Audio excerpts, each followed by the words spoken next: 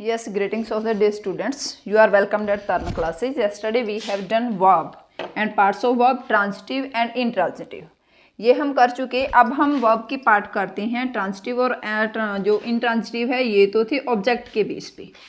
ठीक है, अब हम यूज़ के बेस पे देखते हैं ये कौन सी होती है, फाइनाइट और नॉन फाइनाइट वर्ब.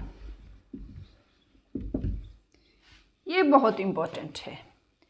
अगर आप लोगों को ये समझ में आ गई ना तो इंग्लिश में कुछ भी नहीं है. आपको पता है कि जो वर्ब है ये मेन रोल प्ले करती है किस में, इंग्लिश में. तो अगर आपको ये समझ में आ गया ना तो पूरी इंग्लिश में कुछ भी नहीं है. फिर टेंस वगैरह आपको फटाफट से क्लियर हो जाएंगे. ठीक है, ये ई है, इसको अच्छे से लिख देती हूँ मैं. देखो, जो वर्ब आपकी सब्जेक्ट, नंबर और टेंस, इसके इन तीनों के अकॉर्डिंग जो चेंज हो जाती है तो उसको हम क्या कहेंगे, फाइनाइट वर्ब. और जो change non finite means non finite. Non finite means जो चेंज नहीं होती है, नॉट चेंजेस. जो चेंज नहीं होती है, नॉट चेंज, वो क्या होती है, नॉन फाइनाइट वर्ब. किसके अकॉर्डिंग चेंज नहीं होती है, ना तो उस पर सब्जेक्ट का असर होता है, ठीक है, ना ही उस पर नंबर की एक वचन या बहुवचन का असर होता है, और ना ही उस पर टेंस बदलने पे उस वर्ब पे कोई असर होता है. ये है यूज़ के अकॉर्डिंग कि हमने वर्ब को टेंस के अंदर, सेंटेंस के अंदर किस तरह से यूज़ किया है, उसके बेस पे. ठीक है, अब देखिए, अगर तो वो चेंज हो गई तो क्या होएगी, फाइनाइट. अगर चेंज नहीं हुई तो नॉन वाली, नॉन फाइनाइट वर्ब. अब देखिए कि इनका आपको पता किस तरह से चलेगा कि ये फाइनाइट वर्ब है, ये नॉन फाइनाइट है. किसमें, सेंटेंस में. देखिए, सेंटेंस देती हूँ मैं आपको, बड़ी इजीली आपको समझ आ जाएगा. ठीक है, अगर मैं कहूँ राजू wants to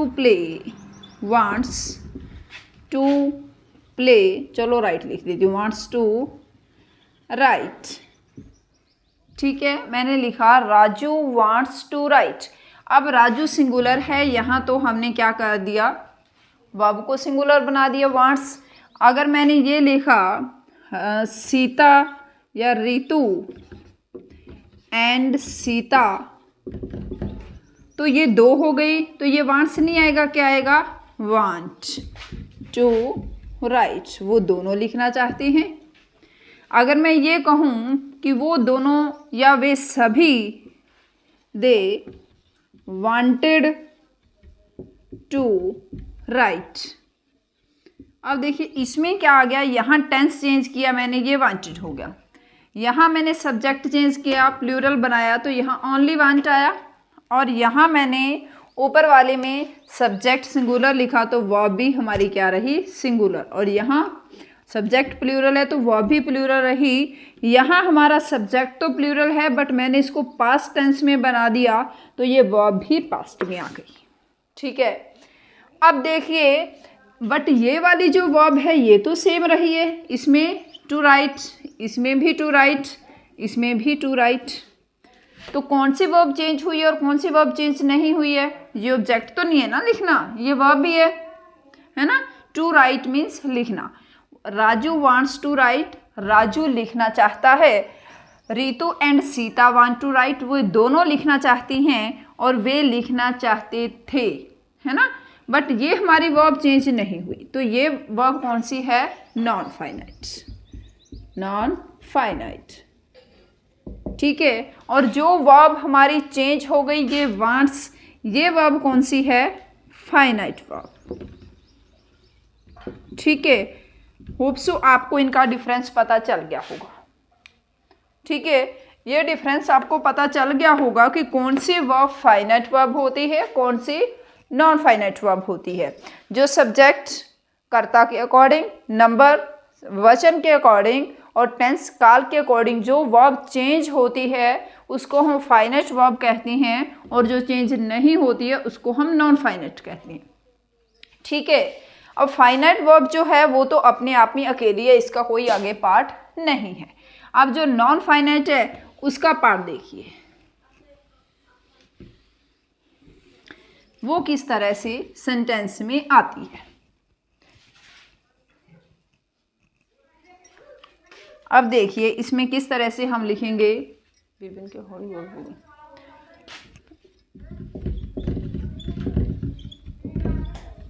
अब देखिए इसमें किस तरह से आएगा। इसमें एक तो होता है टू इन्फिनिटिव, टू इन्फिनिटिव, दूसरा होता है बेयर इन्फिनिटिव, ठीक है। अब टू इन्फिनिटिव और बेयर इन्फिनिटिव क्या होता है आगे वाला इसके बाद बताती हूँ मैं आपको। जब टू प्लस वर्ब की फर्स्ट फॉर्म आती है तो इसको हम बोलते हैं टू इन्फिनिटिव। जब अकेली वर्ब की फर्स्ट फॉर्म आती है तो हम इसको बोलते हैं बेयर इन्फिनिटिव, ठीक है। किसमें? नॉन फाइनाइट वर्ब के तौर पे, ठीक है। तो अगर अकेली वर्ब के फर्स्ट फॉर्म आती है तो उसको बेयर इन्फिनिटिव, बेयर मीन्स बिना किसी के, और टू इन्फिनिटिव मीन्स टू के साथ, ठीक है। क्लियर? ये भी क्लियर, आगे इनके एग्जांपल्स भी दूंगी मैं आपको। और एक होता है जेरंड, GERUND। ये जेरंड क्या होता है? वर्ब की फर्स्ट फॉर्म जो होती है, वर्ब की फर्स्ट फॉर्म के साथ ING आता है और ये काम किसका करता है? वर्क ये करता है एज अ नाउन, ठीक है। जब वर्ब की फर्स्ट फॉर्म आती है और ING साथ लिए होती है तो ये वर्ब का काम न करके किसका काम करती है? वर्ब का काम नहीं करके किसका काम करती है? ये नाउन का। तो ये क्या होगा? जेरंड, ठीक है। एक होता है पार्टिसिपल, पार्टिसिपल ये दो तरह के होते हैं, प्रेजेंट पार्टिसिपल और पास्ट पार्टिसिपल। अब देखिए प्रेजेंट पार्टिसिपल और पास्ट पार्टिसिपल इन दोनों में PLE होती है इसकी स्पेलिंग, सॉरी PLE पार्टिसिपल। अगर प्रेजेंट पार्टिसिपल में क्या होता है? वर्ब की फर्स्ट फॉर्म के साथ ING आता है, बट ये वर्क किसका करता है? एडजेक्टिव का, एडजेक्टिव का, ठीक है। और पास्ट पार्टिसिपल में क्या होता है? थर्ड फॉर्म होती है वर्ब की, थर्ड फॉर्म होती है बट वो वर्क किसका करती है? एडजेक्टिव का, ठीक है। एडजेक्टिव का वर्ब करेगी, वर्ब का एडजेक्टिव का वर्क करेगी वो। ध्यान से देख लीजिएगा इसमें क्या होता है? इन्फिनिटिव, जेरंड और पार्टिसिपल, 3 पार्ट्स होते हैं किसके? नॉन फाइनाइट वर्ब के, ठीक है। अब टू इन्फिनिटिव क्या होते हैं? जिसमें टू के साथ वर्ब की फर्स्ट फॉर्म आती है। बेयर इन्फिनिटिव होता है जिसमें वर्ब की फर्स्ट फॉर्म होती है अकेली। जेरंड होता है जब वर्ब की फर्स्ट फॉर्म के साथ ING आता है और वो नाउन का काम करता है। पार्टिसिपल क्या होता है? जब वर्ब की फर्स्ट फॉर्म के साथ ING आता है और वो एडजेक्टिव का काम करता है तो प्रेजेंट पार्टिसिपल, और जब वर्ब की थर्ड फॉर्म आती है और वो एडजेक्टिव का काम करती है तो उसको हम कहते हैं पास्ट पार्टिसिपल, ठीक है। स्क्रीनशॉट ले सकते हो आप लोग इसका, फिर मैं इसको रब कर दूंगी। हो गया होगा?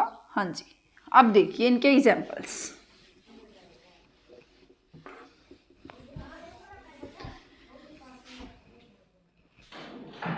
देखिए पहले मैं आपको एग्जाम्पल देती हूँ टू का, टू इन्फिनिटिव का। इसमें देखिए किस तरह से होता है। जैसे मैं कहूँ रोहन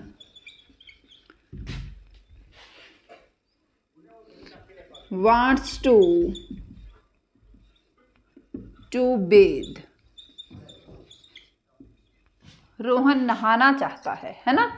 तो इसमें टू आया है, टू के साथ वर्ब की फर्स्ट फॉर्म आई है। यहाँ क्या आया है? टू प्लस वर्ब की फर्स्ट फॉर्म, तो ये क्या है? टू इन्फिनिटिव, ठीक है। सेकंड देखिए पार्टिसिपल किस तरह से होगा?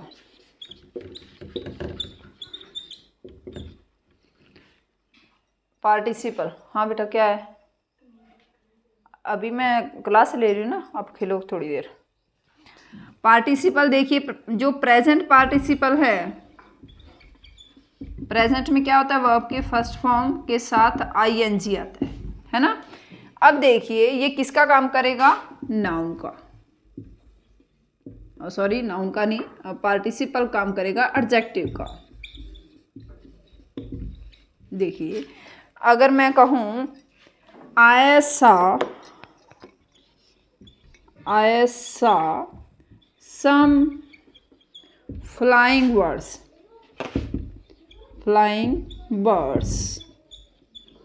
मैंने कुछ उड़ते हुए पक्षी देखे। अब ये क्या है? ये वर्ब कौन सी है? ये तो मेन वर्ब आई है। I saw, ये तो चेंज हो रही है, ये तो फाइनाइट वर्ब है। I saw some बर्ड्स, मैंने कुछ पक्षी देखे। अब इन पक्षियों का एडजेक्टिव क्या है कि वो पक्षी कैसे थे, उनकी विशेषता क्या है? उड़ते हुए पक्षी थे वो, है ना। बर्ड्स कैसे थे? उड़ते हुए।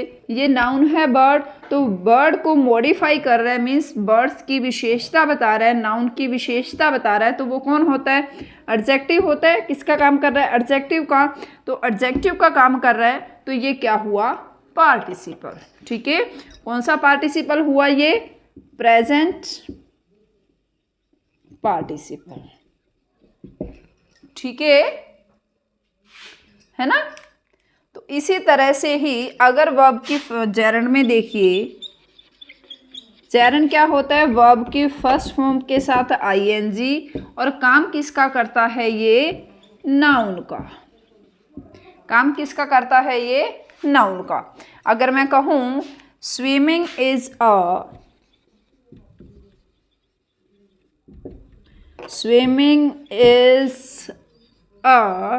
गुड एक्सरसाइज, स्विमिंग एक अच्छी एक्सरसाइज है। अब देखिए स्विम क्या होती है? आपको पता है स्विम वर्ब होती है, SWIM। अब हमने क्या किया है? इसके साथ आईएनजी ऐड किया है, और इसको किसका काम कर रही है? ये नाउन का काम कर रही है। कौन सी एक्सरसाइज? स्विमिंग, है ना। स्विम वर्ब है, जो तैरना है, ये सब्जेक्ट का काम कर रहा है। यहाँ क्या है? एक्सरसाइज, अच्छी एक्सरसाइज क्या है? तैरना, स्विमिंग।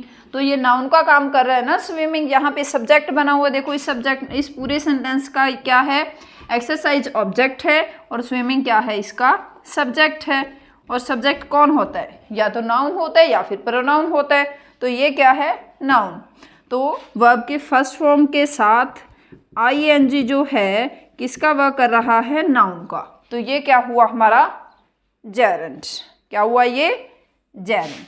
ठीक है, तो इसका भी आप लोग स्क्रीनशॉट ले सकते हो, जल्दी से ले लीजिए बेटा, फिर हम आगे चलते हैं।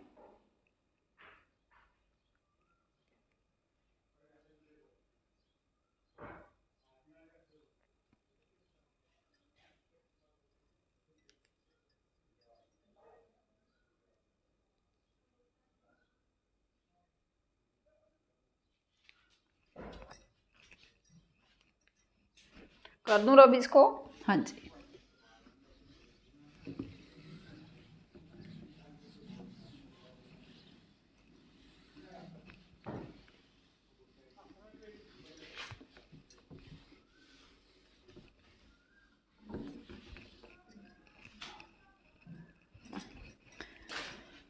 अब देखिए पास्ट पार्टिसिपल। पास्ट पार्टिसिपल क्या होता है? पास्ट पार्टिसिपल वर्ब की थर्ड फॉर्म को कहते हैं। कब? जब वो किसका काम करेगी? एडजेक्टिव का। ठीक है, तो अब हम सेंटेंस लिखते हैं। अगर मैं कहूँ ही served me food in a broken plate. He served me food in a broken plate. उसने मुझे टूटी हुई प्लेट में खाना सर्व किया। अब देखो ये जो सर्व है ये क्या है, ये तो मेन वर्ब है, ये तो चेंज हो रही है, टेंस आ रहा है इसमें। तो अब ये चेंज नहीं हो रही है, ये प्लेट है जो इसको मॉडिफाई कर रही है, ये वर्ब। ब्रोकन वर्ब की थर्ड फॉर्म को कहते हैं ना ब्रेक, ब्रोक, ब्रोकन। ये जो प्लेट को मॉडिफाई कर रही है, प्लेट की विशेषता बता रही है कि प्लेट है जो कैसी है, टूटी हुई है। तो ये किसका काम कर रही है, प्लेट नाउन है, नाउन की विशेषता बताने वाले वर्ड्स को हम क्या कहते हैं, एडजेक्टिव। और इसका स्ट्रक्चर क्या है, वर्ब की थर्ड फॉर्म है। काम किसका कर रही है, एडजेक्टिव का। किसको मॉडिफाई कर रही है, प्लेट को। तो जो वर्ब की थर्ड फॉर्म अगर एज एडजेक्टिव काम करती है तो हम उसको क्या कहते हैं, पास्ट पार्टिसिपल। क्या है ये, पास्ट पार्टिसिपल। ठीक है। अब देखिए यहाँ से क्वेश्चन किस तरह से पूछा जाता है। क्वेश्चन पुट किए जाते हैं ये बैंक में, या फिर आपका जो एसएससी सीजीएल के एग्जाम्स होते हैं ना, या सीयूईटी के एग्जाम्स होते हैं, उनमें ये क्वेश्चंस बहुत पूछे जाते हैं। रीट और सेकंड ग्रेड में भी पूछे जाते हैं, फर्स्ट ग्रेड में इनसे कोई क्वेश्चन नहीं पूछा जाता है पार्टिसिपल वगैरह से। ठीक है। तो इनके क्वेश्चंस कहाँ पूछे जाते हैं, रीट, एसएससी सीजीएल, बैंक, इन एग्जाम्स में ये क्वेश्चन पुट किए जाते हैं। अब मैं आपको देती हूँ सेंटेंसेस कि किस तरह से क्वेश्चन पुट किए जा सकते हैं आपसे।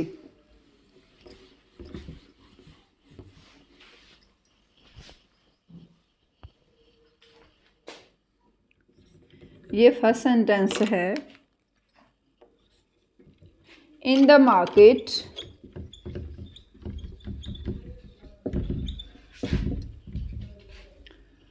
a bike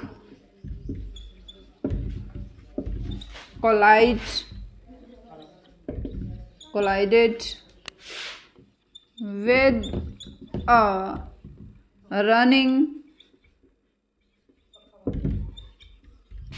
person।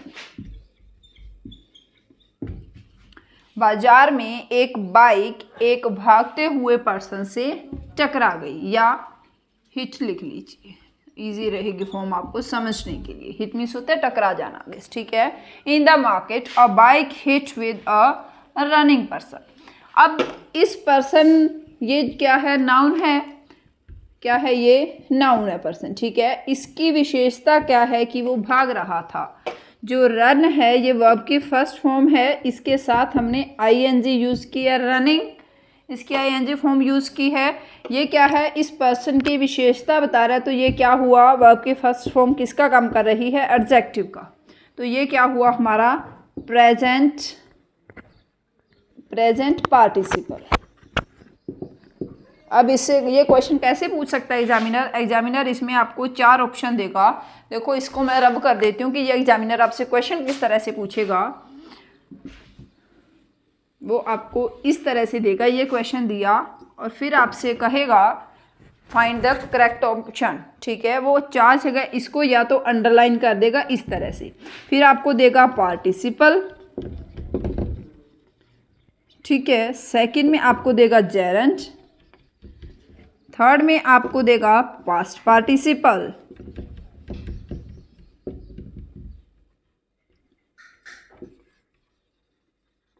Present participle, और फोर्थ में देगा none of these.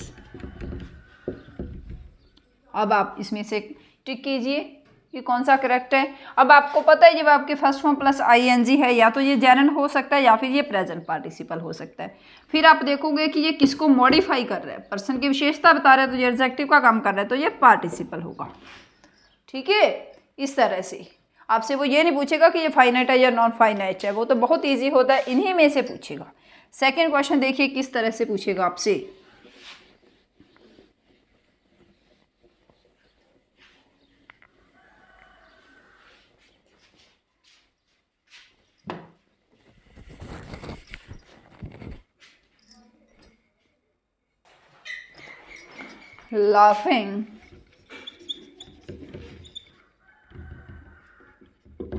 Laughing is good for health।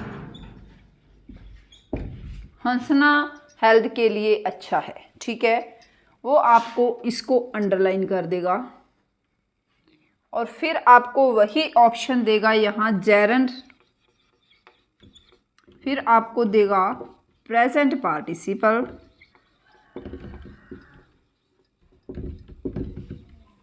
ठीक है। फिर आपको देगा ए एंड बी बोथ। अगर थोड़ा सा इसको वो क्वेश्चन को टफ बनाना चाहेगा तो इस तरह से दे देगा ए एंड बी बोथ। और सी आपको देगा नन ऑफ दिस।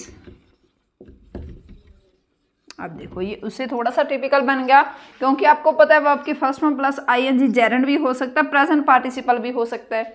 अगर किसी ने थोड़ा सा डीपली इसको नहीं पढ़ा होगा तो आप कहोगे ए एंड बी बोथ, ठीक है। बट नहीं, देखो इसके साथ कोई नाउन आया है, क्या ये किसी की विशेषता बता रहा है? पार्टिसिपल तो तब होगा जब इसके साथ कोई नाउन होगी जिसको ये मॉडिफाई कर रहा होगा, ठीक है। अब यहाँ ये किसी को मॉडिफाई नहीं कर रहा है, ये तो नाउन का वर्क कर रहा है कि क्या हेल्थ के लिए अच्छा है, लाफिंग अच्छा है, हंसना हेल्थ के लिए अच्छा है।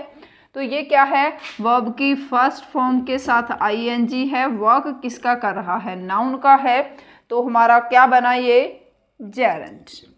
इट्स द करेक्ट ऑप्शन, ठीक है। अगर आपको ये वीडियो अच्छी लगी या फिर ये आपके लिए ज़रा सी भी हेल्पफुल है तो आप चैनल को सब्सक्राइब करना और वीडियो को लाइक और शेयर करना मत भूलिएगा, ठीक है। Thank you and have a nice day.